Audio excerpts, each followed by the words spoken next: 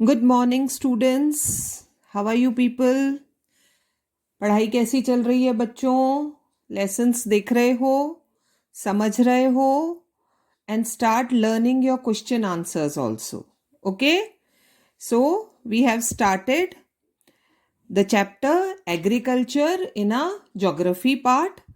और हमने एग्रीकल्चर में क्या क्या पढ़ लिया अभी तक? Factors that affect the agriculture, climate है और सॉइल टाइप्स है, ये सब हमने पढ़ा। Then in previous class we have read types of agriculture, two types of agriculture. First is subsistence farming and second is commercial agriculture. तो last class we have read about subsistence farming, जिसमें आती है nomadic herding, subsistence agriculture and intensive agriculture. ये हमने previous class में पढ़ा था। And today we will start with commercial agriculture.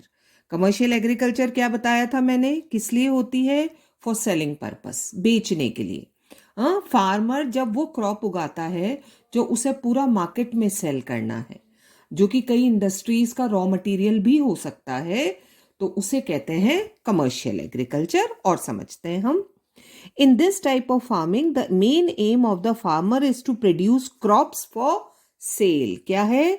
To produce crops for sale in the market. Farmer अपने use के लिए नहीं रख रहा है, टोटली कहाँ दे रहा है वो? फॉर सेल, पूरा crop. Therefore, crop specialization is one of its characteristic. एक पर्टिकुलर क्रॉप उगाया जाता है इस सिस्टम में। Two major forms of this type of agriculture are found in the world. World over commercial farming होती है दो तरह से। The commercial grain farming in middle latitudes, middle latitudes में, और the plantation agriculture in tropical regions. तो जो tropical regions हैं उसके आसपास तो प्लांटेशन एग्रीकल्चर, वो भी हम पढ़ेंगे इस लेसन में क्या होता है। और ग्रेन फार्मिंग होती है मिडिल लैटिट्यूड्स में, और ट्रॉपिक्स के पास होता है plantation agriculture. Two types. In most parts of the middle latitudes specialization in wheat production, और सबसे ज्यादा कौन सा क्रॉप ग्रो हो रहा है? Wheat production has been attend at commercial level. Generally हम इंडिया में देखते हैं वीट को सबसिस्टेंस क्रॉप कहा जाता है, because farmer is also keeping wheat for himself. लेकिन बहुत सारे एरियाज में वीट कमर्शियल भी है, क्योंकि बाकी मोस्ट ऑफ द पार्ट उसका सेलिंग के लिए होता है। Prairies in North America, Ukraine, western Europe, Argentina, in South America, southern parts of Australia and Punjab, Haryana and plains of western Uttar Pradesh, in South Asia have attained such specialization. इन सब areas में बच्चों जो वीट ग्रो हो रहा है वो एज अ कमर्शियल क्रॉप बेचने के लिए उसे ग्रो किया जा रहा है। Most of the operations in this type of agriculture are done by machines. Farming हाथ से नहीं हो रही है, जैसा हमने प्रीवियस एग्रीकल्चर में पढ़ा था, है ना, हैंड से होता है, सिंपल इंप्लीमेंट्स होते हैं। लेकिन यहां पर जो ग्रो हो रहा है क्रॉप का, that is with the help of machines. As usually there is plenty of land but less labour is available. क्योंकि लार्ज स्केल लैंड पर ग्रो हो रहा है तो लेबर की कमी की वजह से most of the farming process is done through machines. Wheat is the most important crop grown in India. India में तो सबसे ज्यादा वीट ग्रो हो रहा है। In USA there are distinct wheat, corn and cotton belts. USA बहुत बड़ा है, पूरा कॉन्टिनेंट, सब कॉन्टिनेंट आता है। वहां पर बहुत लार्ज स्केल पर एक पर्टिकुलर बहुत बड़ा एरिया है जहां सिर्फ वीट ग्रो हो रहा है, एक बहुत बड़ा एरिया है जहां सिर्फ कॉर्न ग्रो हो रहा है, और एक बहुत बड़ा एरिया है जहां सिर्फ कॉटन ग्रो हो रहा है। इसलिए इन तीनों को क्या किया गया है? Cotton, corn and wheat belts. The population density in the developed countries of Canada, USA, etc. is low. क्योंकि वहां पॉपुलेशन कम है तो लैंड ज्यादा है, लैंड की अवेलेबिलिटी हो गई ना, फ्री लैंड जिस पर क्रॉप ग्रो किया जा सकता है। इंडिया में लैंड कम क्यों है? क्योंकि ज्यादातर लैंड तो किसने घेर रखा है? Population. We have high population density, तो हमारा काफ़ी लैंड तो लोगों के रहने में चला जाता है, जबकि इन एरियाज में स्पेशली कनाडा, यूएसए, इन कंट्रीज में क्योंकि पॉपुलेशन डेंसिटी कम है तो वहां ज़्यादा लैंड अवेलेबल है फार्मिंग के लिए।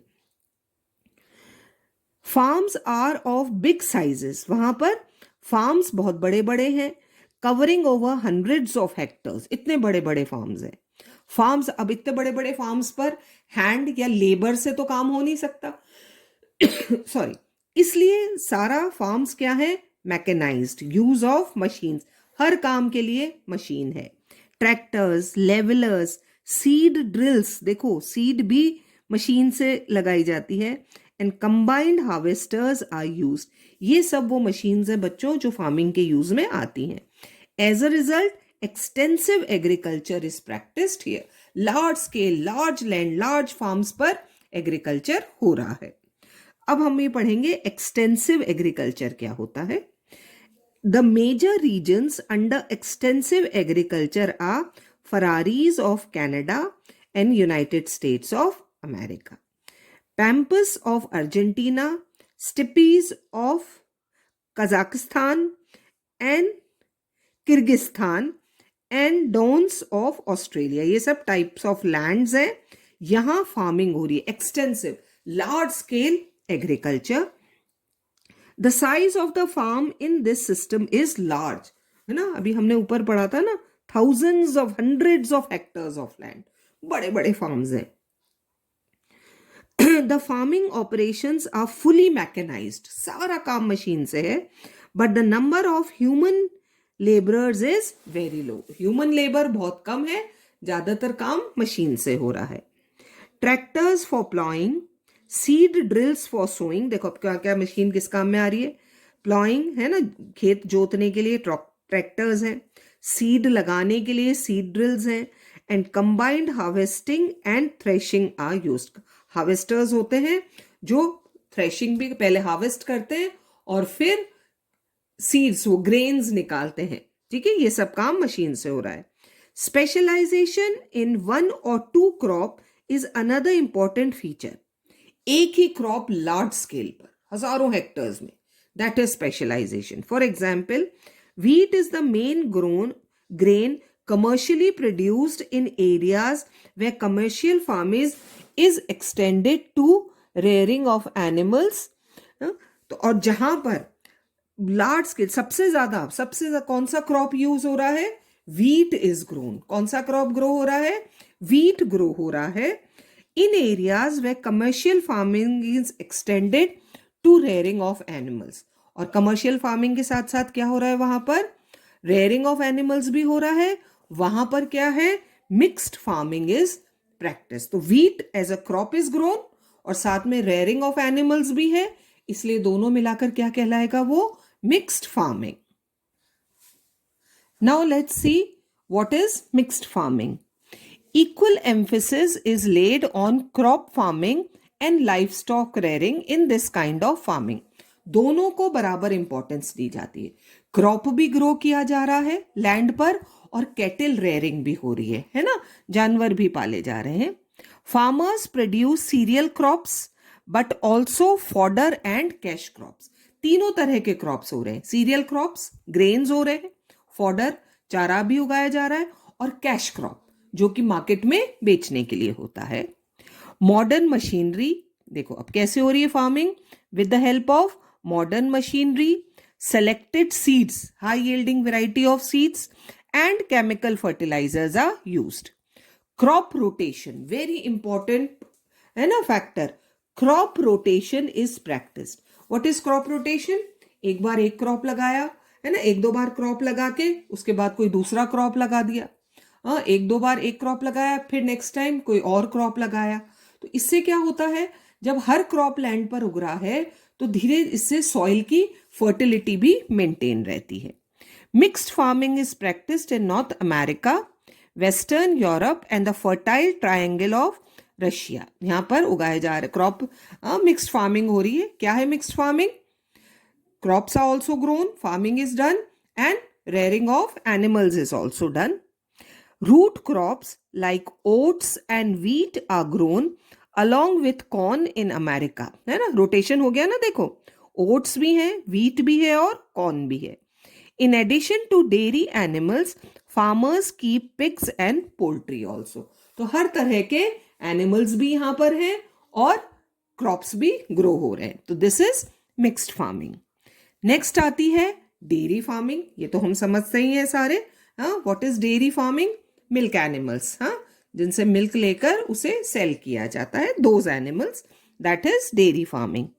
Cattle rearing, particularly rearing of milk cows, to meet the demand of milk and milk product in urban areas is referred to as dairy farming, है ना. स्पेशली काउस, हमारे इंडिया में तो buffaloes भी, उनकी रेयरिंग होती है to produce milk and sell milk products. This is known as dairy farming. It is an advanced type of farming involving use of scientific method. अब देखो, इसमें भी साइंटिफिकली फार्मिंग की जाती है और मशीन्स का बहुत यूज होता है. The 3 largest areas in the world where dairy farming is practiced in intensive form, बहुत large scale पर. What is the meaning of intensive form? On large scale, कौन कौन से areas हैं? North America, Australia and New Zealand. Europe, Denmark and the Netherlands are best known dairy producers. ये वो areas है जहां large quantity में milk produce होता है. In India, dairy farming has been organized on a sound footing in Gujarat. सबसे strong area India का for the production of milk is Gujarat. बहुत strong. Through dairy cooperatives. क्या नाम बता सकते हो कौन सा है वहां का? आप सब उसके प्रोडक्ट्स यूज करते हो और वो प्रोडक्ट गुजरात से आता है. कॉपरेटिव सेक्टर में जो प्रोड्यूसर्स हैं वो ही प्रोडक्ट्स बना रहे हैं. अमूल खाते हो ना सब? हाँ, अमूल के कितने सारे प्रोडक्ट्स हैं जो मार्केट में आते हैं. तो वो ये है सबसे largest producer, that is Amul from Gujarat. Central fodder research institute Jhansi and National Dairy Research Institute, Karnal have been conducting researches on dairy department development. ये जो 2 institutes हैं, Fodder Research Institute और Dairy Research Institutes, ये डेयरी फार्मिंग, कैटल में, fodder में क्या क्या development research करते रहते हैं चेंजेस लाने के लिए. While the most important milk animal is cow in other parts of the world, India में सबसे इंपॉर्टेंट क्या है? बफलो, है ना. दूसरी कंट्रीज में काउ इंपॉर्टेंट है, लेकिन हमारे यहां पर the most important is buffalo for milk. So this was intensive agriculture. अब हमने एक नाम पढ़ा था plantation agriculture. So let's see what is plantation agriculture. It means producing planted trees और bushes which give yields over a period of years. Plantation है, देखो crop में क्या होता है, आप सबने देखा है क्रॉप, फसल देखी है ना खेत में, पूरी फसल को काटकर दोबारा से सीड्स सो किए जाते हैं and then we have crop. तो वो तो हुआ इंटेंसिव सब्सिस्टेंस एग्रीकल्चर. लेकिन यहां हम क्या बात कर रहे हैं बच्चों? Plantation agriculture. प्लांटेशन एग्रीकल्चर का मतलब once a tree is planted, पेड़ तो वहीं रहता है, हर साल हम उससे क्रॉप लेते हैं, लाइक फ्रूट्स, टी, कॉफी, हाँ, बनाना. तो ये सब किस में आते हैं? प्लांटेशन एग्रीकल्चर में. ट्री तो है, वो से काटा नहीं जाता, पर उससे हम हर साल क्रॉप्स ले रहे हैं for a period of years. This type of farm organisation has developed within the tropics and subtropics. कहां पर होता है plantation agriculture? Tropics and subtropical areas में. It was developed in the early days of colonization, जब when England was ruling over various countries, when the industrial nations of Western Europe wanted tropical and subtropical products for their manufacturing units, especially rubber. Western countries में जब industries लगना शुरू हुई थी तो उन industries के लिए उन्हें रॉ मटेरियल चाहिए था.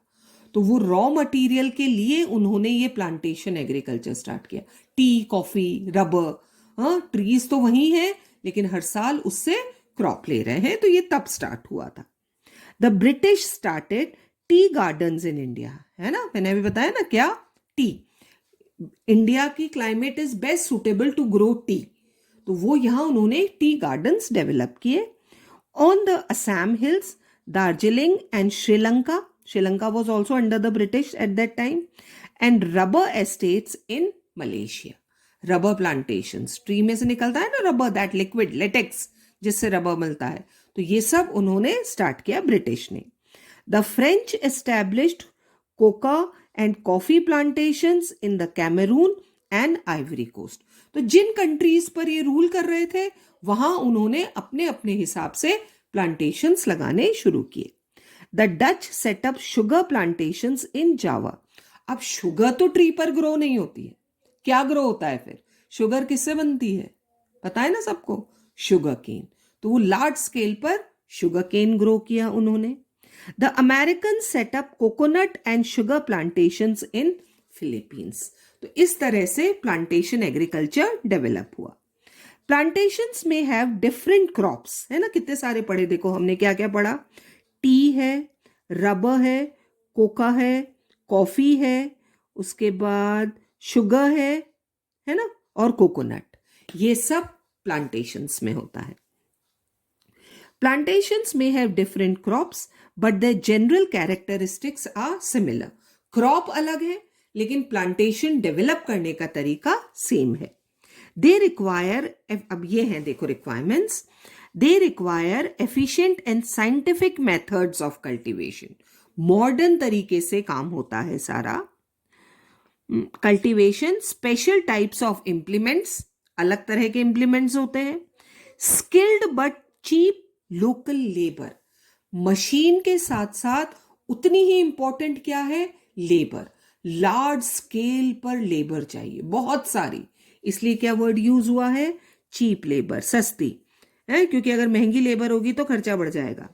And world wide marketing facilities, दुनिया भर में उसको बेचा जा सके. अ प्लांटेशन इज दस अ लार्ज यूनिट, एक्चुअली में क्या हुआ देखो डेफिनेशन समझो तो, a large unit producing a single crop on a scale that resemble factory production. जैसे फैक्ट्री में थोक में प्रोडक्शन होता है ना गुड्स का, किसी भी चीज की फैक्ट्री में आप चले जाओ वहां पर थोक में निकलेगा, टन्स में माल. वैसे ही प्लांटेशन में जो क्रॉप है उसमें भी थोक जैसा प्रोडक्शन होता है. जैसे फैक्ट्री से प्रोडक्शन निकलता है वैसे ही प्लांटेशन से सिंगल क्रॉप का प्रोडक्शन होता है, अलग अलग नहीं कि टी भी है कॉफी भी है साथ साथ, नहीं, हजारों एकड़, हाँ, थाउजेंड्स ऑफ हेक्टर्स पर single crop is grown, that is plantation agriculture. The important plantation crops are rubber, coffee, tea, cotton, banana, coconut, cocoa, sisal, oil, palm, pineapples and cinchona. ये सब चीजें जो प्लांटेशन में ग्रो की जाती हैं. Plantation farming requires large capital investment. बहुत सारे मनी की जरूरत है, कैपिटल इन्वेस्टमेंट ना, मनी चाहिए, इतना लैंड, लेबर, कितनी चीजें चाहिए. Hence it is undertaken by companies, बड़ी बड़ी companies, backed by large capital resources and with proper management skill. Farmers के लिए बहुत मुश्किल है प्लांटेशन एग्रीकल्चर. ये तो ज्यादातर कौन ऑपरेट करता है, द बिग कंपनीज, जिनके पास ट्रेन्ड मैनेजर्स भी हैं और उनके पास कैपिटल भी अवेलेबल होता है. तो दिस इज प्लांटेशन एग्रीकल्चर. समझ में आया, subsistence, then intensive and then plantation agriculture. Next class we will start with major crops, कहाँ कौन से क्रॉप्स ग्रो हो रहे हैं और उनकी क्या इंपॉर्टेंस है. This we will start in our next class. Till then keep reading and learning.